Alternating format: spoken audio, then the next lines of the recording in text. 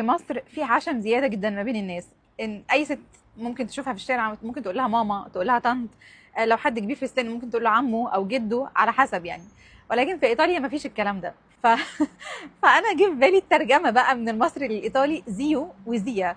فكنت كل ما ازور اهلي في ايطاليا اشوف اي حد من الجيران، اي حد في الشارع مثلا هم معارف او كده، فاقول له زيو او زيا.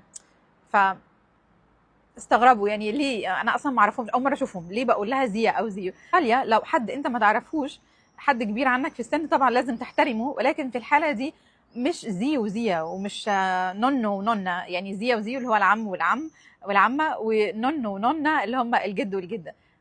ما بتقولش الكلام ده، ولكن بتقول سينيور وسينيورا. سينيورا لو هي واحده ست، وسينيور لو هو راجل. غير كده مفيش عشم زياده، مفيش عم وجد وطنط وخاله. الكلام ده ما بيتقالش في المانيا ولا في ايطاليا ولا في اي حته اصلا هنا في اوروبا. الناس عندهم حاجز، طول ما احنا مش من العيله ما بدكش اللقب ده.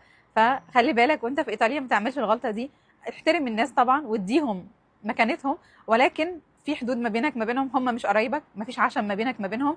فلو حد كبير في السن سينيور او سينيورا وبس كده. تشاو.